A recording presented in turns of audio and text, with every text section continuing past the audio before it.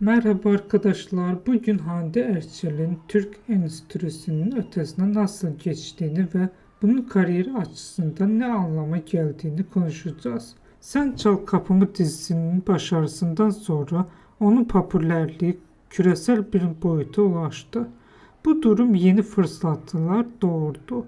Uluslararası projelerde yer alma, yabancı markalarla işbirlikleri ve farklı ülkelerden yapımların ilgisi. Bu arada artık uluslararası bir ekiple çalışıyor.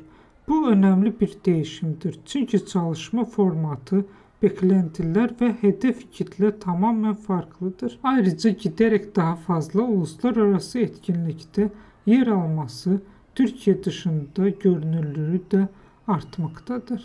Ancak küresel seviyeye çıkış hızlı gerçekleşen bir süreç değildir. Bu zamanla genişleyen bir izleyici kitlesi, yeni çalışma koşullarına uyum sağlama ve farklı ülkelerden oyuncularla rekabet etmeyi gerektirir. Bu açıdan bakıldığında onun stratejisi oldukça istikrarlı görünmektedir. Ani sıçramalar yerine adım adım güçlenen bir kariyer yapısı tercih etmektedir. Eğer bu süreç aynı şekilde devam ederse gelecekte adının küresel ölçekte daha geniş bir tanınırlığa ulaşması beklenebilir. Bizi izlediğiniz için teşekkür ederim. Yeni videomda görüşmek üzere. Hoşça kalın.